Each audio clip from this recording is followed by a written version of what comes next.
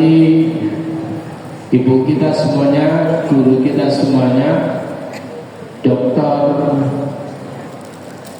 Hasnia Hasan MSI. Wawet Bunda, saya dulu masih sempat berapa ketemu Bunda di Islamic Center.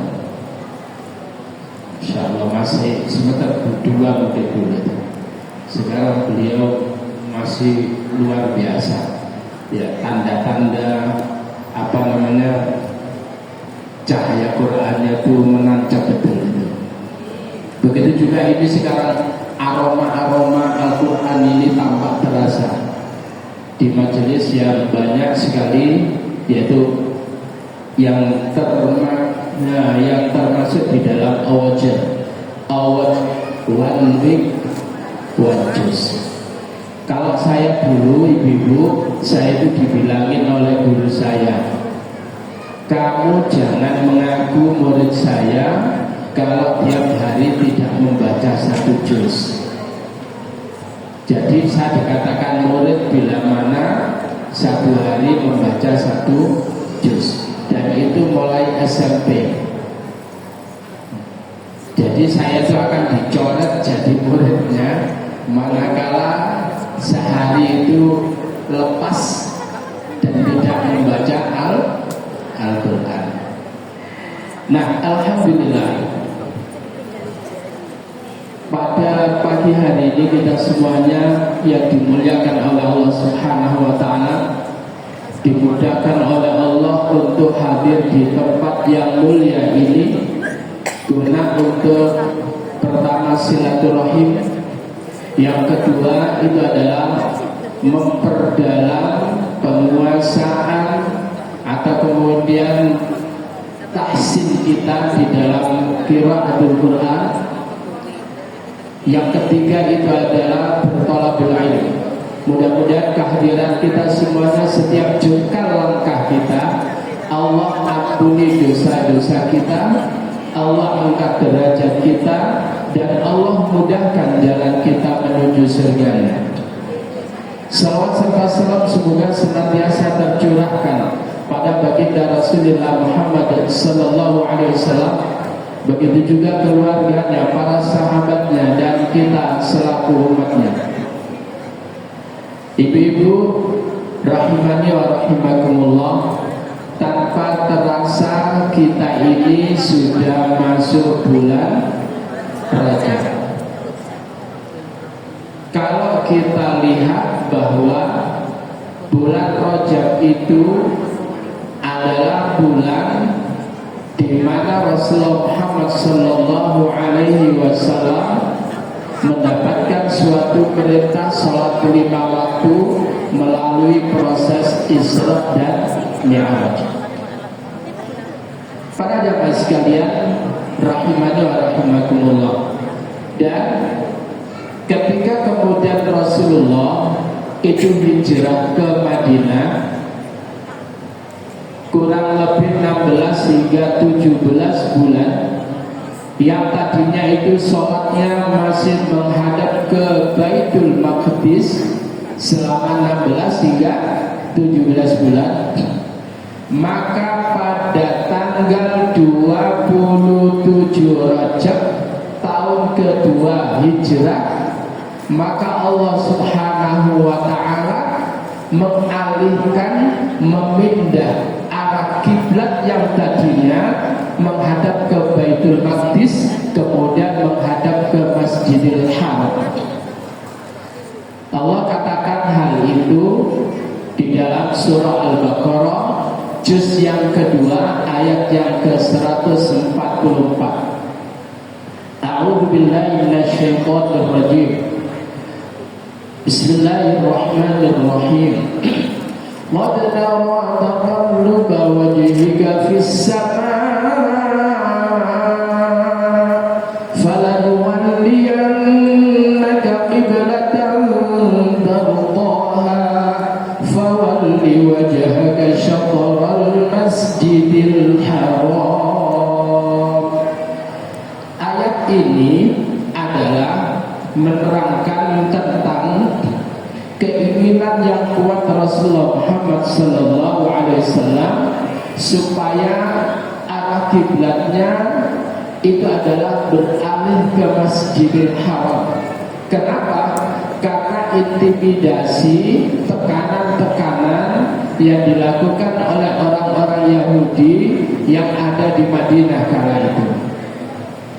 Maka ketika kemudian puncak daripada tekanan tersebut itu, maka Rasulullah sallallahu alaihi wasallam itu sering menghadapkan wajahnya ketika sholat ke langit. Qad nara taqalluba wajhika fis sama. Terkadang kami melihat engkau Muhammad, kau menadahkan wajahmu ke langit. Untuk apa Rasulullah sallallahu alaihi wasallam waktu sholat menghadap ke langit? Karena Rasulullah kepingin segera dialihkan arah kiblatnya ke Masjidil Haram. Kala itu Rasulullah sallallahu alaihi wasallam pada saat didatangi oleh malaikat Jibril, maka kemudian Rasul itu meminta kepada Jibril, wahai Jibril, tolong po'o ibu, tolong po'o sampaikan ke Allah supaya dialihkan ke arah Masjidil Haram. Apa kata Jibril? Wahai Muhammad, engkau dan aku sama-sama hamba Allah. Aku tidak punya kekuatan untuk menekan apalagi memaksa Allah Subhanahu wa taala. Wis Jibril sampai mulai apa? Iku malaikate kaya wong Sidoarjo, kaya wong Surabaya. Lek manggil ujung-ujungnya Jibril, ya. Akhirnya kemudian apa? Malaikat Jibril itu naik ke langit. Dan saat itulah Rasulullah sallallahu alaihi wasallam ketika sholat mendongakkan kepalanya ke langit guna untuk kepingin segera mendapatkan kabar baik. Tapi kini kita nggak boleh. Kita nggak boleh sekarang ini kemudian lagi sholat kemudian mendongakkan ke langit. Bisa-bisa nanti penglihatan kita, kepala kita nggak bisa kembali lagi menghadapnya. Misalkan ibu-ibu ketika umroh atau haji lalu berada di di Masjid Nabawi, pada saat berada di Raudhah melihat talang-talang itu kok lapisan emas, lalu kemudian sholat sampai gini. Mereka tak bilang masjidku kok gak ngene ya, nggak boleh lagi. Ya, para jamaah sekalian rahimani wa rahimakumullah. Maka ketika Rasulullah sallallahu alaihi wasallam sholat di sebuah tempat yang nanti tempat itu dikatakan Masjid Qiblatain, Rasulullah sallallahu alaihi wasallam sholat asar. Sholat asar itu berapa rakaat? Oh iya. Ketika kemudian sholat asar, rakaat pertama dan rakaat kedua masih menghadap ke Masjidil Aqsa. Katakanlah kalau ini adalah Madinah, kalau ini Madinah, maka Rasulullah sallallahu alaihi wasallam menghadap ke arah utara. Paham ya? Ke arah utara itu berarti menghadap ke Masjidil Aqsa. Tapi begitu kemudian masuk rakaat yang ketiga, Allah katakan, "Fawalli wajhaka syatral masjidil haram." Maka hadapkan wajahmu ke arah Masjidil Haram. Saat itu Rasulullah gimana? Enggak begini. Ya Allah, kok po'o ya Allah, nanti po'o ini tak selesaikan dulu. Kenapa di tengah-tengah itu kemudian turun perintah peralihan arah kiblat?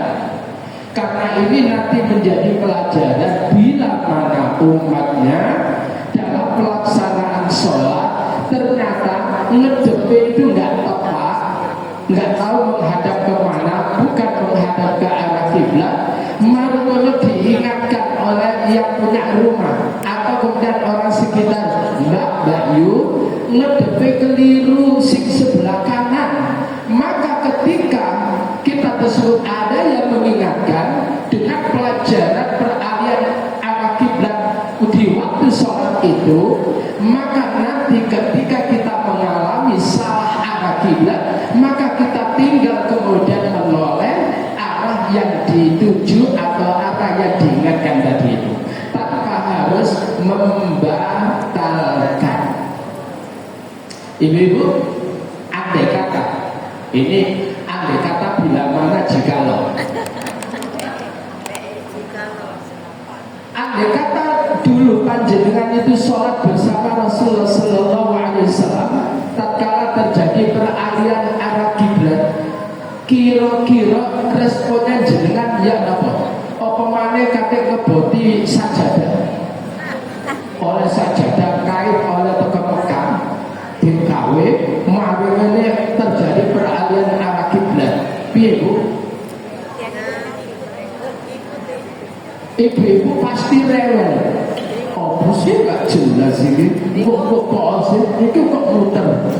Kenapa? Rasulullah kalau mendapatkan perintah fawal liwajhaka syatral masjidil haram, maka Rasulullah Sallallahu Alaihi Wasallam yang tadinya posisi di paling utara, maka kemudian Rasul itu berputar memposisikan dirinya di paling selatan, karena arah Masjidil Haram kalau dari Masjid Nabawi itu adalah menghadap ke selatan.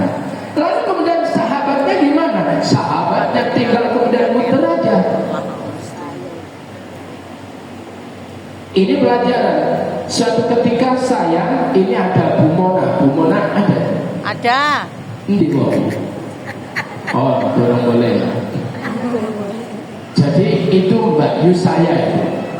Saya lagi itu saya anggap Mbak Yu nyel saya. Ya. Oh, Mbak Yu. Ini pelajaran gini. Saya dulu ketika awal di Surabaya itu kemudian menetap di wilayah Gadung, Wonokromo. Ya. Lalu kemudian wong desa sholat nenggene masjid Wanyar bagus namanya Al-Ikhlas, yang kala itu belum ada masjid-masjid yang bagus, itu habis 1 miliar dan tidak ada kayunya sama sekali masjidnya, semuanya itu stainless, mahal. Saya kemudian sholat dan masuk, kemudian karena belum waktunya sholat, saya sholat tahiyatan masjid dengan pedenya Allahu Akbar. Karena bagusnya saya nggak lihat sofa itu singgi. Rumongso ya, saya itu menghadap ke arah kiblat. Akhirnya kemudian ada Pak Denanda itu mengatakan, Mas, salah kiblatnya ke arah kiri.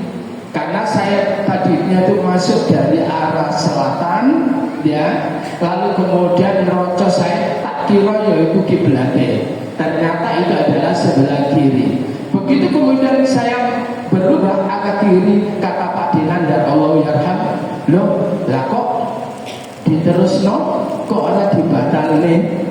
Coba ya.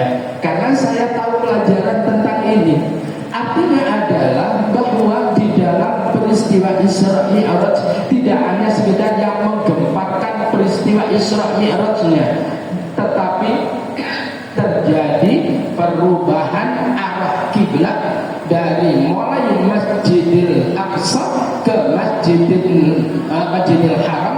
Tepat para ulama mengatakan tanggal 27 Rajab di tahun kedua Hijrah. Nah, para jemaah sekalian, rahimani wa rahimakumullah, ini adalah tentang Rajab. Lalu kemudian apa yang menjadikan orang tersebut itu mendapatkan barokah dari Allah? Benar kata Bunda, barokah itu bukan ditunggu, tapi barokah itu adalah harus harus dijemput. Barokah itu harus diupayakan, barokah itu harus diperjuangkan. Bukan begini, wis pokoke lek oleh barokah ya wis, lek ya wis. Tidak begitu. Apa kata Allah di dalam surat yang ke-7 Al-A'raf pada ayat yang ke-96? Silakan dalam surah Al-A'raf ayat yang ke-96 Ini adalah terkait dengan keberadaan negara kita yang sekarang ini luar biasa. Apa kata Allah? A'udzu billahi minasyaitonir rajim. Bismillahirrahmanirrahim. Walau anna ahlal qura amanu wattaqau. Walau anna ahlal qura amanu wattaqau lafatahna 'alaihim barakatin minas samaa'i wal ardh walakin kadzabu fa'akhadnahum bima kanu yaksibun. Walau anna, sekiranya sesungguhnya ahlal qura, sekiranya penduduk negeri tersebut itu amanu, mereka penduduknya itu amanu, mereka beriman, dari rakyat kecil sampai pejabatnya mereka beriman, wattaqau, dan mereka bertakwa kepada Allah, artinya imtithalul awamir wajtinabun nawahi, menjalankan perintah, menjauhi larangan Allah. Apa kata Allah? Allah menyatakan la fatahna, lamnya ini adalah lam taukid, la fatahna. Kalau orang Jawa menerjemahkan la fatahna yakti ingsun bukaaken, ya, la fatahna sungguh kami bukakan, alaihim atas mereka, barakatin keberkahan minas sama dari langit, wal ard dan keberkahan dari bumi.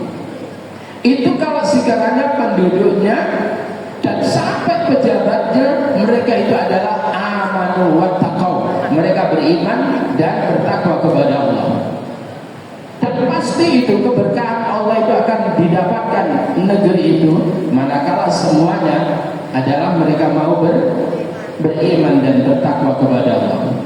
Para jamaah sekalian rahimani wa rahimakumullah, negeri kita ini kaya raya luar biasa. Semuanya orang di luar sana itu mengintai kekayaan yang ada di negeri ini. Negeri ini menghasilkan apapun, baik itu hasil lautnya melimpah, kemudian hasil kebunnya melimpah, hasil hutannya melimpah. Apapun di negeri ini semuanya berkelimpahan nikmat Allah Subhanahu wa taala. Namun ketika kemudian mereka tersebut itu tidak paham dan serakah, tidak mengelola dengan baik dan benar, tidak mengelola dengan asas keimanan, tidak mengelola dengan asas ketakwaan, artinya yang dilakukan itu adalah dengan asas keserakahan, maka bukan kebaikan yang didapatkan, bukan keberkahan yang didapatkan, tetapi yang didapatkan itu adalah bencana. Sehingga para jamaah sekalian rahimani wa rahimakumullah, sampai Allah tersebut mengatakan wattaqu fitnatan la tusibanna alladziina zalamu minkum khassah. Hati-hatilah kamu pada suatu bencana, di mana bencana tersebut itu la tusibanna alladziina zalamu minkum khassah, yang tidak ditimpakan oleh Allah kepada mereka yang berbuat zalim secara khusus, yang gak ikut pun juga terkena dampaknya. Dan bahkan di wilayah Sumatera Utara, kemudian Sumatera Barat, yang terkena dampaknya bukan mereka yang melakukan penggarongan terhadap alam, bukan mereka yang kemudian membabi buta, membabat hutan, tetapi mereka yang tidak ikut serta. Bahkan ada nenek-nenek kapan hari itu kemudian ketika menebang satu pohon lalu kemudian dipenjarakan beberapa tahun. Tetapi sekarang ini ada pejabat yang memiliki kekuatan lalu kemudian menebang pohon yang mengakibatkan kerusakan, tetapi kemudian hukum tidak berbicara. Maka sekali lagi disinilah sehingga Nabi mengatakan inna ahlaka man kana qablakum, sesungguhnya hancurnya orang-orang sebelum kalian itu. Apa itu yang menyebabkan dulu hancur suatu satu negeri sebelum kita ini hancur. Kenapa?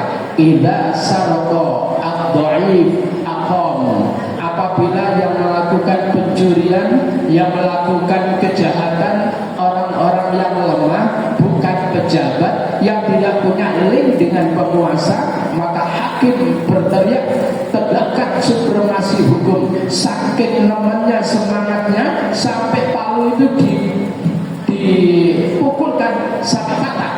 Itu kalau yang melakukan kejahatan adalah ad-dhaif, orang-orang lemah.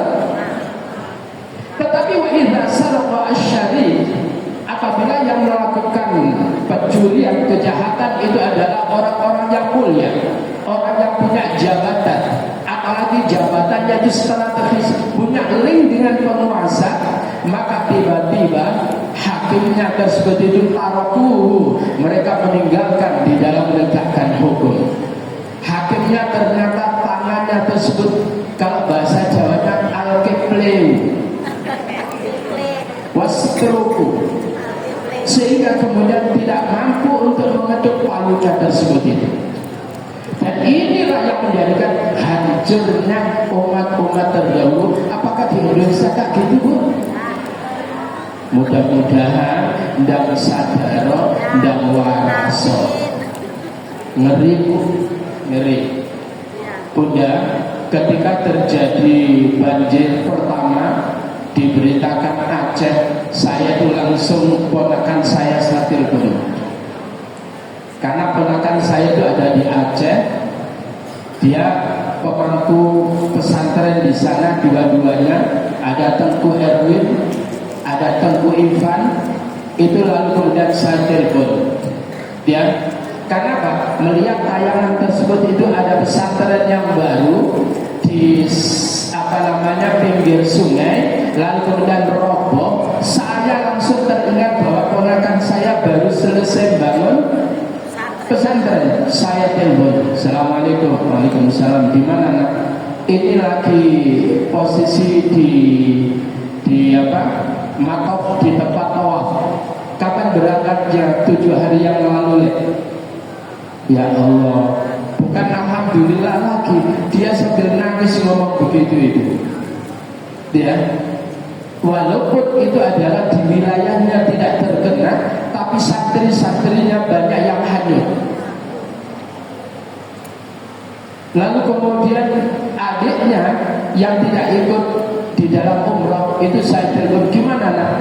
Alhamdulillah gak apa-apa, kita masih berjarak sekitar kira-kira perjalanan 2,5 jam, dan itu dekat, dan alhamdulillah diamankan oleh Allah. Tetap bagian santri-santrinya banyak yang hilang. Para jemaah sekalian rahimani wa rahimakumullah, kenapa ini terjadi di negeri kita yang kaya raya? Kenapa keberkahan itu kemudian bukan yang muncul, tetapi kemudian bencana yang muncul? Dikarenakan mayoritas di negeri ini tidak lagi mau mendengarkan titah Allah, firman Allah, dan tidak mau mendengarkan apa yang menjadi sabda Rasulullah SAW. Kalau sekiranya semuanya negeri ini kata dengan semuanya dekat dengan Al-Quran, akrab dengan Al-Quran, memahami Al-Quran, mengamalkan Al-Quran, pasti keberkahan itu akan diberi. Apa sih barokah itu apa? Saking kemudian barokah itu kemudian menjadi nama toko barokah. Apa omongan? Ada CV barokah, PT barokah. Apakah barokah itu? Hah? Apa? Ibu-ibu, barokah itu apa itu? Makanan apa? Hah? Berkah dari Allah. Apa itu barokah itu? Hah? Nah, ini yang bagus. Barokah itu adalah ziyadatul khair, bertambahnya kebaikan. Ketika orang tersebut suami yang barokah, maka menjadikan hadirnya bertambah kebaikan dalam rumah tangga. Istri yang barokah itu adalah istri yang menghadirkan bertambah itu masing-masing keluarga itu dikatakan keluarga yang barokah. Maka ketika ada orang yang menikah, kita berucap barakallahu lakuma wa baraka alaikuma wa jama'a bainakuma fi khair. Mudah-mudahan keberkahan atas kalian berdua di waktu suka maupun di waktu duka. Lalu kemudian mudah-mudahan Allah menghimpun kalian berdua dalam kebaikan. Hal yang menarik itu adalah kisah dari Abu Talha. Abu Talha seorang laki-laki waktu itu belum Islam. Dia adalah seorang laki-laki yang gagah, orang yang berpengaruh, dan orang yang kaya, ganteng lagi. Ibu gimana Bu? Lihat ketemu model kayak mana Bu? Halo? Gagah, tinggi, cerdas, terpandang, ganteng, sugih. Terus adanya datang ke Indonesia piye? Terkesemona. Ayo aku takon. Jawaban. Hah? Tersepona Pak. Tersepona. Bu, sampeyan wis bojo kok sik terpesona to? Piye to? Iya lah. Terpesona kok yo. Marine bojone terpinggirkan. Para jemaah sekalian rahimani wa rahimakumullah, ketika Abu Talha itu kemudian mau melamar, namanya siapa Bu? Ummu Sulaim. Ummu Sulaim tadinya itu punya suami namanya Malik, yang kemudian punya anak namanya Anas bin Malik. Ya. Lalu kemudian Ummu Sulaim ini dilamar oleh siapa? Abu Talha. Wong ganteng, sugih, pinter. Lalu kemudian dengan membawa emas lantakan untuk melamar Ummu Sulaim. Kira-kira Ummu Sulaim tersepona Bu? Iya, tersepona. Tidak.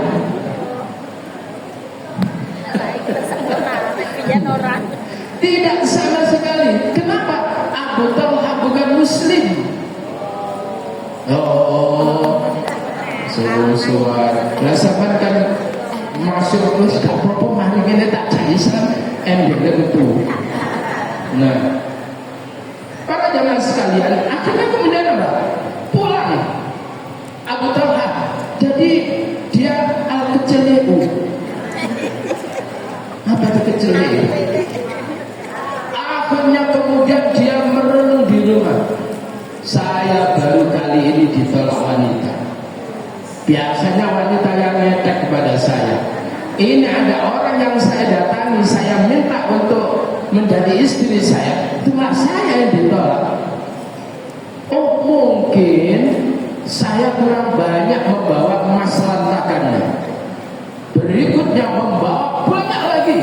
Kenapa? Ummu Sulaim itu walaupun seorang janda, dia adalah wanita yang terpandang, seorang wanita yang solihah, seorang wanita yang cantik dan kemudian cerdas. Terbaik. Mulane lek golek wedok ibu, saya dulu itu prinsipnya gampang Bu. Yang penting solihah, masa cantik, pinter, kaya, rapopo.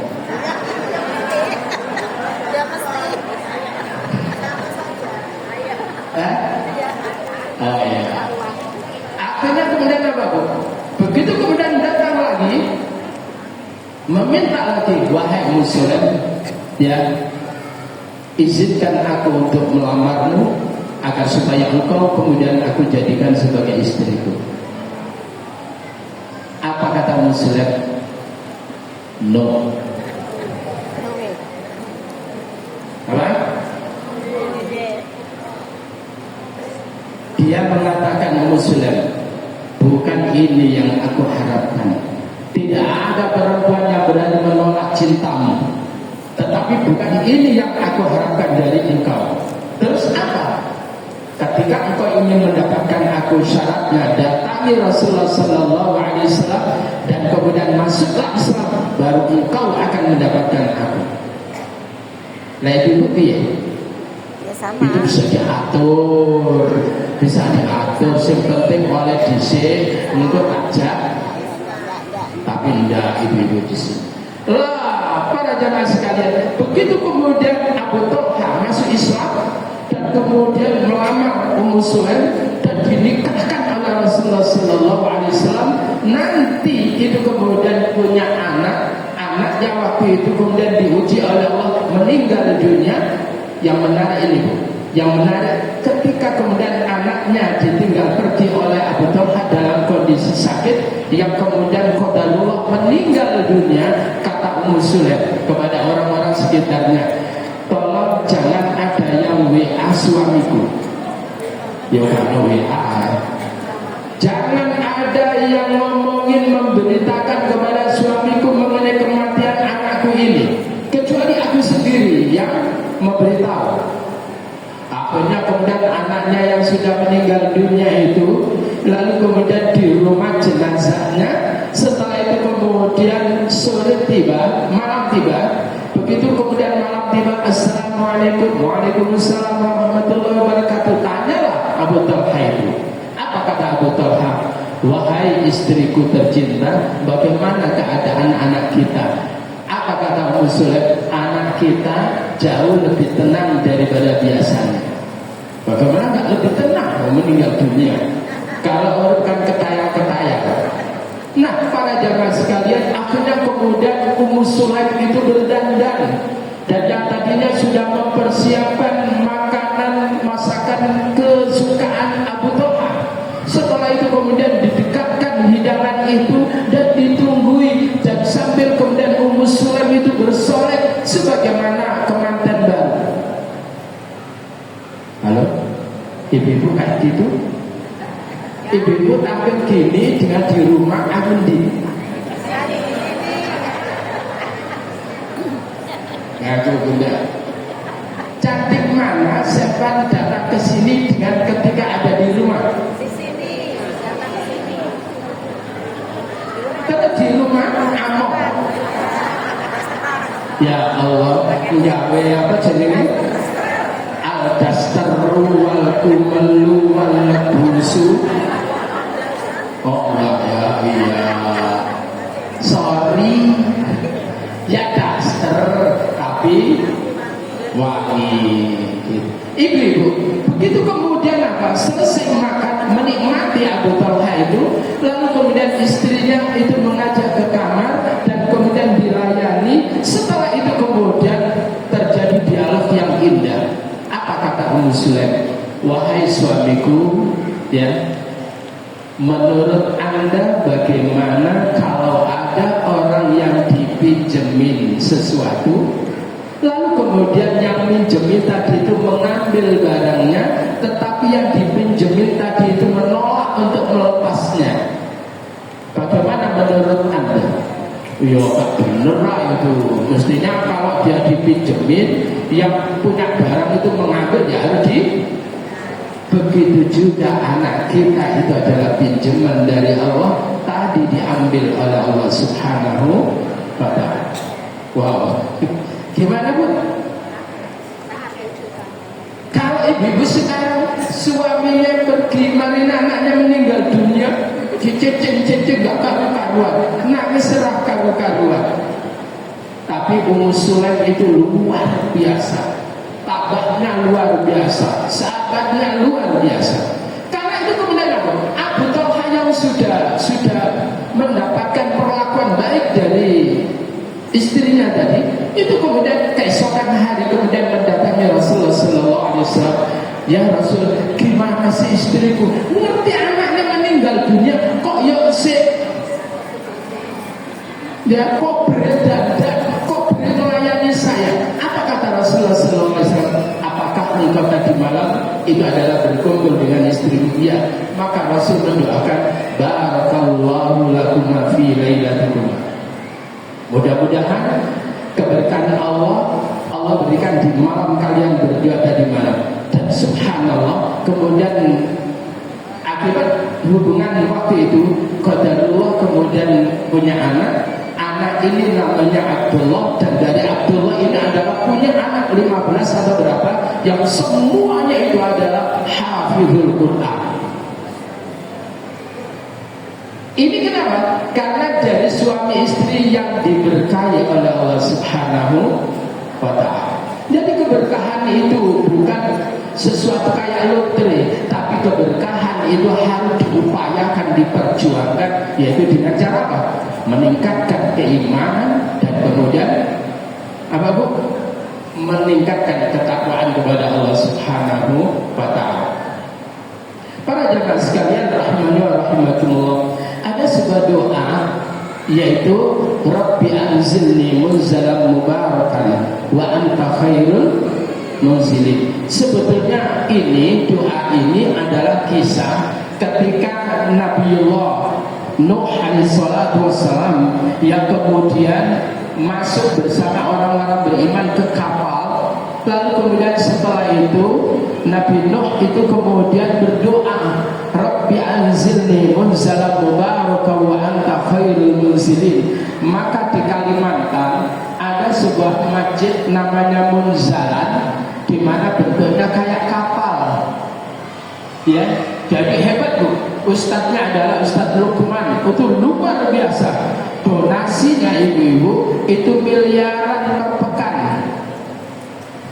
Donasinya per pekan itu miliaran, bukan satu bulan.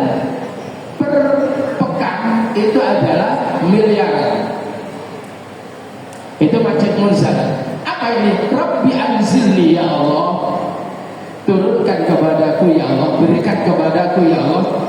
Rabbi anzilni munzalan, ya, sebuah tempat tinggal ya Allah, berikan kepadaku tempat tinggal ya Allah, mubarakan, yang diberkahi ya Allah, wa anta khairul munzilin, dan engkau ya Allah sebaik-baik pemberi tempat. Dan ini biasanya dipakai untuk ketika doa menempati suatu rumah. Rabbi anzilni munzalan mubarakan wa anta khairul munzilin. Rumahnya barakah itu yang mana Bu? Rumah yang di dalamnya menimbulkan bertambahnya kebaikan-kebaikan. Suami tambah baik sama istri. Ibu-ibu, ternyata di dalam Al-Quran itu suami dan istri sama apa Bu? Sama posisinya, yang satu dan keduanya itu menjadi apa namanya, fungsinya sebagai libas. Libas itu apa Bu? Busana. Apa Bu? Busana. Itu dikatakan oleh Allah di dalam surah Al-Baqarah ayat yang ke-187, ketika Allah berfirman, uhilla lakum lailatas siyam arrafathu ila nisaikum hunna libasul lakum wa antum libasul lahun. Uhilla lakum, dihalalkan bagi kalian, lailatas siyam, malam puasa, dihalalkan apa? Arrafathu ila nisaikum, yaitu bercampur dengan istri kalian. Kenapa? Hunna, mereka para istri adalah libasul lakum, pakaian buat kalian para suami, wa antum, dan kalian para suami, libasul lahun, pakaian buat mereka para istri. Ibu-ibu, pakaian itu fungsinya apa gitu? Apa? Nutup apa Bu? Nutup aurat. Terus berikutnya apa ya?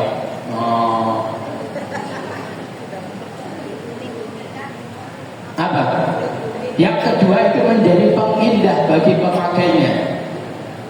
Kamu ya? Ada dua fungsi pakaian apa? Yuwari sawatikum, menutupi aurat kalian. Yang kedua rishan, menjadi pengindah.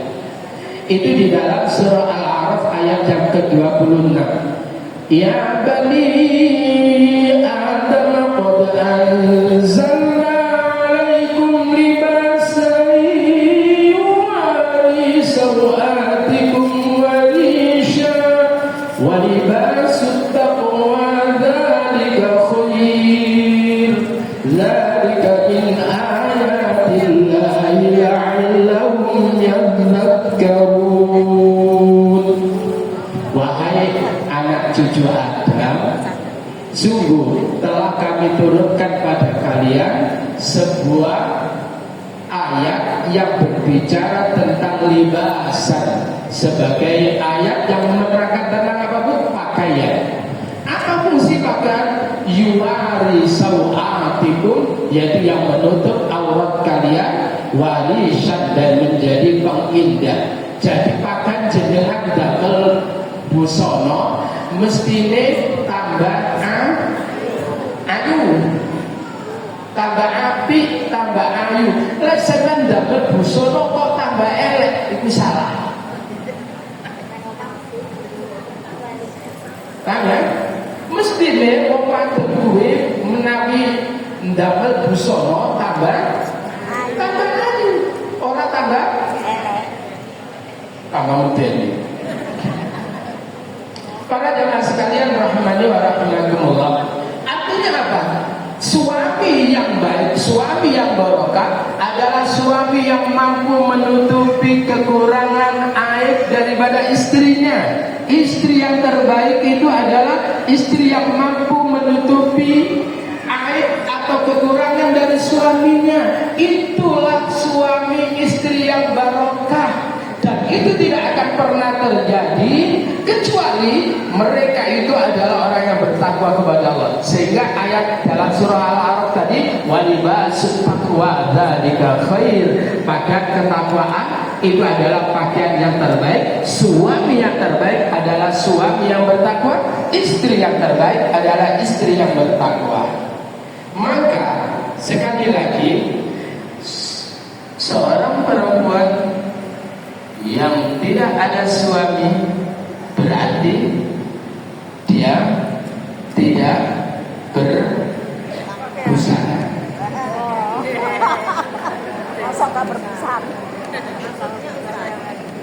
Nah, suami kan jadi busana, istri jadi busana. Berarti orang yang belum bersuami istri belum berbusana. Terus gimana? Jadikan busana.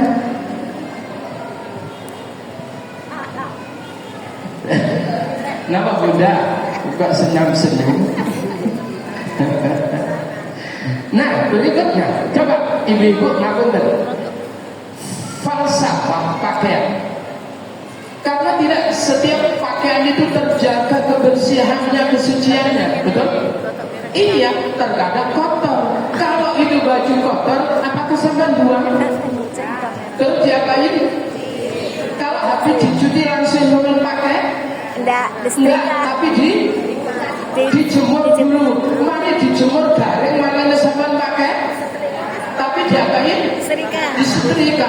Kalau sudah disetrika, setrikanya pun juga harus hati-hati. Kalau salah, al-bolong wal gosong.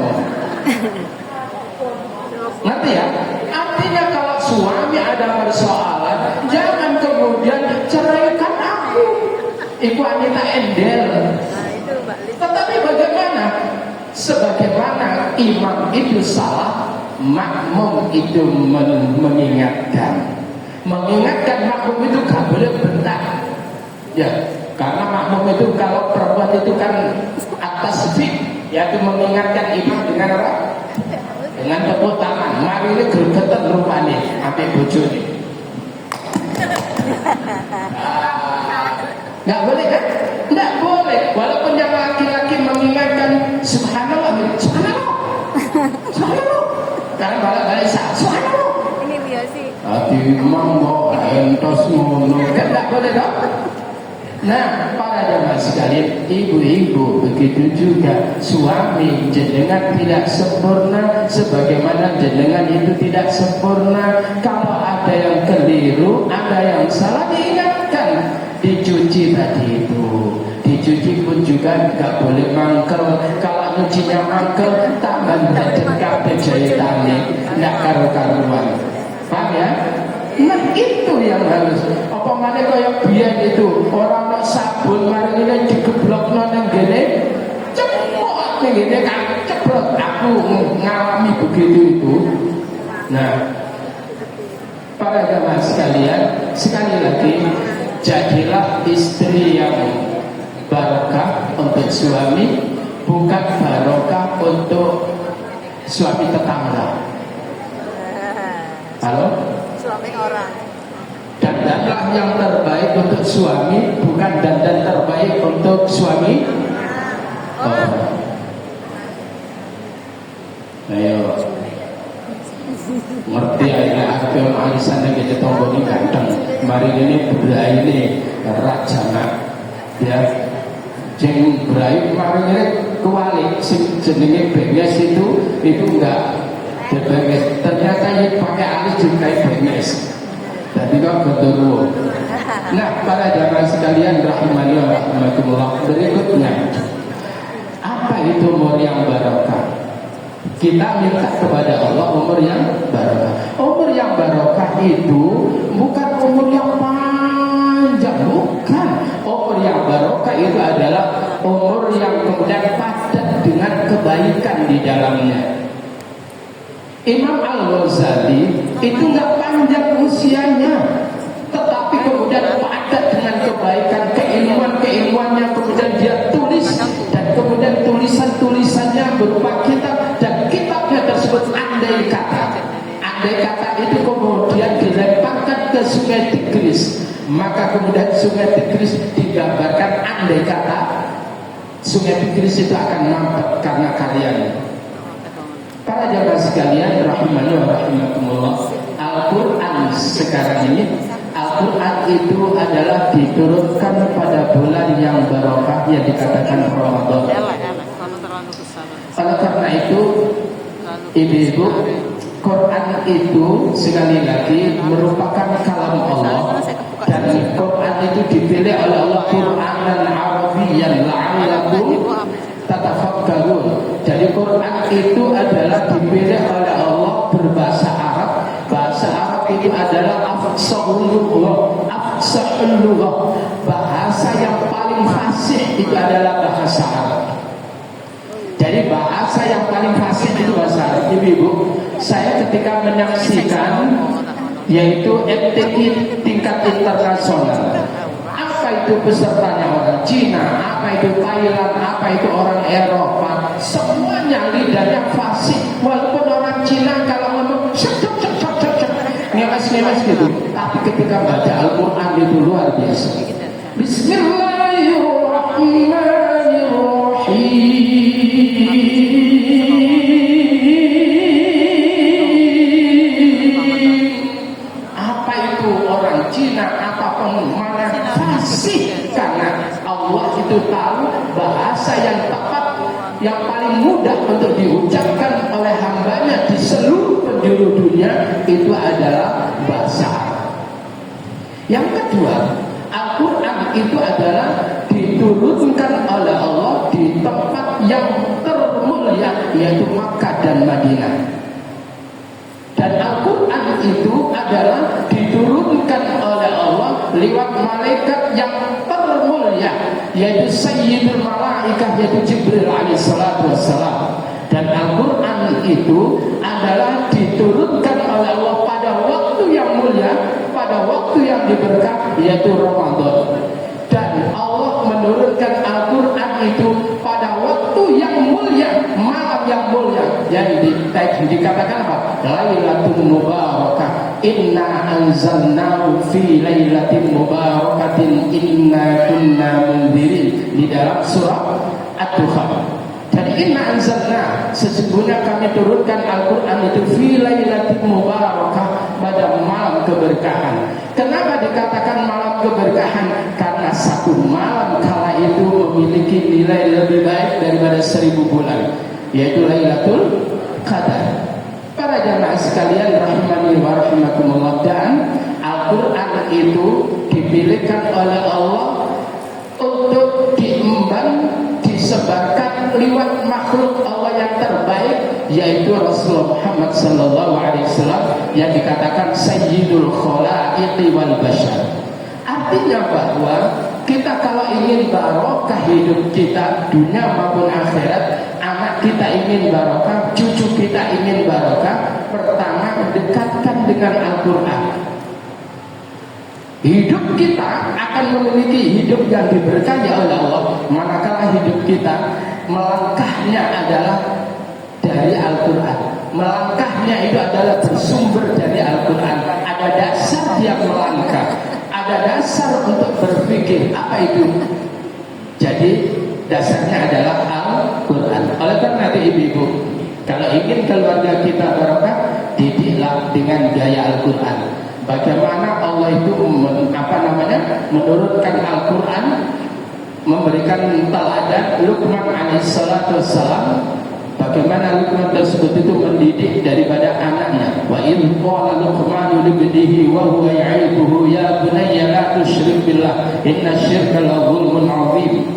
Ya, jadi ingatlah ketika Luqman tersebut itu berkata kepada anaknya, dan ya'iduhu, Luqman itu memberikan nasihat kepadanya. Apa kata Luqman? Ya bunayya. Pertama ini kita tiru. Kalau manggil anak kita, tolong dipanggil dengan panggilan yang menyenangkan. Jangan karena anak kita tersebut al-gendutu walemu, maknanya dipanggil lembuk. Apa bu? Ngerti lembuk tak bu? Ya lembuk. Wong anak lembuk, lembuk. Jadi kan tahu lembuk itu apa bu? Nggak tahu kan? Anaknya babi sih gelulek gitu bu. Jadi lah sampai nyelok anak sampai lembuk, podo karo membabi-babikan anak jenengan. Oleh karena itu wala talmizu anfusakum wala tanabazu bil alqab. Jangan sampai menyematkan lakop-lakop julukan yang tidak baik kepada anak kita. Kalau berikan lakop yang baik kepada anak kita. Oleh karena itu manggilnya Pak, ya bunayya, wahai anakku sayang. Itu mulai anaknya kurus, cek-cek, keceng, marinya anaknya wireng, jeliteng. Ya Allah. Lah kok anak sapa lu? Padahal anak dhewe. Lah kok diarani gitu? Itu menjadikan kemudian rumah tangganya tidak barokah. Kenapa? Cara mendidiknya itu adalah tidak berangkat dari nilai Al-Quran. Rasulullah Sallallahu Alaihi Wasallam itu, coba ibu-ibu tolong deh sekarang ini kalau ngasih nama jangan kemenyek-kemenyek. Orang sekarang itu banyak kemenyek-kemenyek memberikan nama. Apa kok ngerti kemenyek-kemenyek? Ya, ada anak perempuan dikasih nama Keisha. Keisha. Ini namanya Yosi. Apa bu Keisha? Bu, kalau Kais pakai sin al-Kais itu artinya cerdas. Tapi kalau Keisha pakai shin itu peneng. Mulanya aja endel-endel. Kepingin kemudian kelihatan endel Keisha. Isya. Ya Kaisah aja. Ibu-ibu dulu ada di zaman Nabi seorang ditanya, gue jenenge sapa? Namaku adalah Sarif. Wong tuamu jenenge sapa? Surrok. Jadi Sarif bin Surrok. Apa itu bu? Sarif itu pencuri, Surrok itu gembongnya pencuri. Jadi pencuri anaknya gembongnya pencuri. Bahaya kan? Lalu kemudian ada anak perempuan, jadi anaknya perempuan dikasih nama. Nah inilah kalau salahnya nggak takut Nabi, wong paham itu bu. Namanya siapa nak? Zania. Siapa? Zania. Bukan Hasnia. Bukan. Apa? Zania. Padahal Zania artinya apa bu? Perempuan pezina. Az-zani waz-zani fajlidu kulla wahidin minhuma mi'ata jaldah. Loh, az-zani itu perempuan pezina. Bu, ngapunten, saya itu pernah punya santri, anaknya pinter, jadi kelas 1 SD waktu itu. Anaknya cuma dasi luar biasa, wena ajarannya, kate awu. Mari itu tak takoni, nak namamu siapa? Nia. Panggilannya Nia. Kemudian nama lengkapnya Zania. Langsung saya nak, ya Allah, mana sih? Benar bu tulisannya Z-A-N-I-Y-A-H.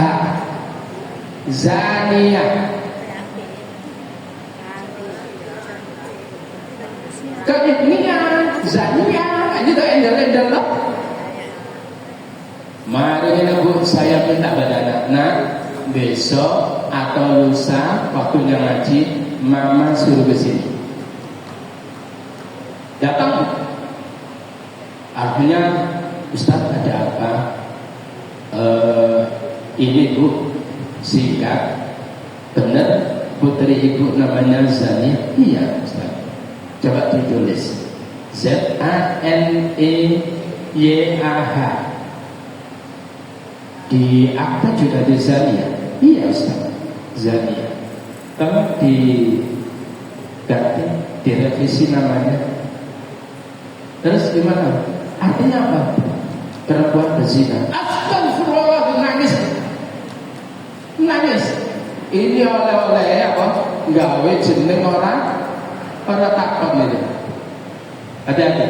Nanti kalau anak itu kemudian belajar bahasa, belajar Al-Quran, pas kalimat di surat An-Nur, azania, ternyata pezina perempuan, apa gak mangkel anak itu?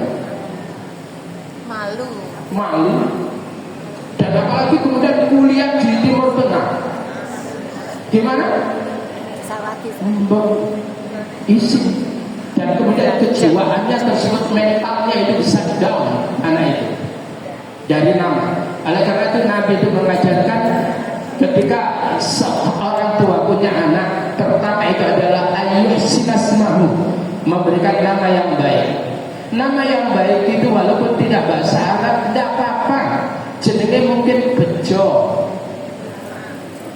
ngerti ya? Namanya Bejo. Ya, ono Hamidi pujianku, kan itu bagus Pak. Bahkan sekarang ini orang terkaya di dunia itu siapa Bu sekarang Bu? Halo? Siapa? Orang terkaya itu Hamidi Bu. Kamidi. Jadi orang Jawa kangelan Hamidi, Kamidi. Kenapa orang terkaya? Di mana-mana itu kalau kemudian ada jual rumah, jual ini, hubungi Kamidi. Nah itu, hubungi Kamidi. Nah, para jamaah sekali. Jadi jenenge Kamidi ku mau wong paling saking sugihnya pokok itu. Oke. Alhamdulillah. Para jamaah sekalian, yang terakhir. Langsung ada yang terakhir. Ya.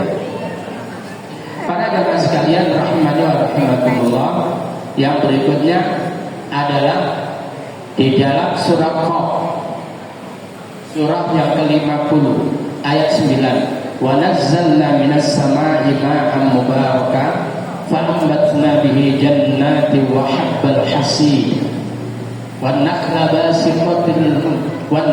basiqatin laha qalbun nabi. Ya, ayat ke-9. Wa nazzalna, dan kami turunkan minas sama'i, dari langit, ma'an, air, mubarakan, yang diberkahi. Ibu-ibu, air hujan itu barokai ibu. Oleh karena itu kalau ada cucu waktu hujan, jangan dihalangi untuk hujan-hujan. Halo Bu, saya dulu kecil ketika hujan, bapak langsung Bu, hujan-hujan langsung kemudian dikawan sabun, lalu nggak bal-balan, ambil bal-balan gitu. Makanya anak-anak dulu tersebut itu kuat-kuat. Anak sekarang karena dilarang hujan-hujanan, maka kemudian hujan sedikit aja pilek. Bahkan jangankan kehujanan, lihat mendungnya saja sudah pilek anak sekarang. Padahal apa? Wa nazzalna minas sama'i ma'an mubarakah, dan kami turunkan dari langit ma'an mubarakah, air yang diberkahi. Fa'ambatna bihi jannat, dan kemudian kami tumbuhkan bihi dengannya jannatin, kebun-kebun, wa habbal hasid, dan biji-bijian yang nantinya kemudian kalau sudah besar bisa dipanen hasilnya. Para jamaah sekalian, oleh karena itu ibu-ibu, kalau kalau ingin fit tubuhnya, Rasulullah itu kalau waktu hujan, beliau itu hujan-hujanan. Sekali lagi, Rasul itu waktu hujan, beliau itu hujan-hujanan. Tapi orang sekarang ya tadi endel-endel tadi, sehingga kemudian tidak pernah. Saya ini Bu, kalau ngajar waktu di luar mau pulang terus hujan, Bu, saya nggak pakai mantel tak lepas, kemudian setelah apa? Saya ini hujan-hujan hanya pakai helm ibadah sudah sampai pulang, alhamdulillah. Jadi lebih kok hujanan, dia sehat. Barokah, air hujan itu barokah, sama yang diturunkan oleh Allah dari atas itu Al-Quran, barokah semuanya. Ini ibu ya. Jadi yang pertama, yang terakhir ini saya katakan bahwa dekati Al-Quran, akrabi Al-Quran, akrabi Al-Quran tanpa tapi. Apa Bu? Akrabi Al-Quran tanpa tapi. Baca lafaznya, fahami maknanya, amalkan isi kandungannya, maka kita pasti diberkahi oleh Allah Subhanahu wa ta'ala. Dan orang yang diberkahi itu pasti orang yang diridhoi. Kenapa orang itu diridhoi oleh Allah? Karena waktu hidup di dunia mereka itu ridho dengan apapun yang diputuskan oleh Allah, ridho dengan aturan-aturan Allah. Oleh karena itu innal ladzina amanu wa 'amilus sholihati lahum jannatun tajri min tahtihal anhar. Terus apa Bu? Khalidina fiha abada. Radhiyallahu anhu wa radu an. Dzalika liman khasya rabbah. Sesungguhnya orang-orang yang beriman, yang mereka itu beramal saleh, maka bagi mereka akan mendapatkan surga yang mengalir di bawahnya sungai-sungai. Kenapa mereka mendapatkan itu? Karena waktu di dunia itu adalah karena mereka itu baik waktu di dunia beriman, radhiyallahu anhum, maka Allah ridho kepada mereka, wa radu an, dan mereka pun juga ridho kepada Allah Subhanahu wa ta'ala. Jadi kalau kita ingin mendapatkan ridho, tidak ada jalan lain kecuali kita harus ridho dengan Al-Quran itu. Apapun kata Al-Quran, sami'na, jangan sami'na wa fikirna, tapi sami'na. Nah, demikian para rawuh ingkang saged kula aturaken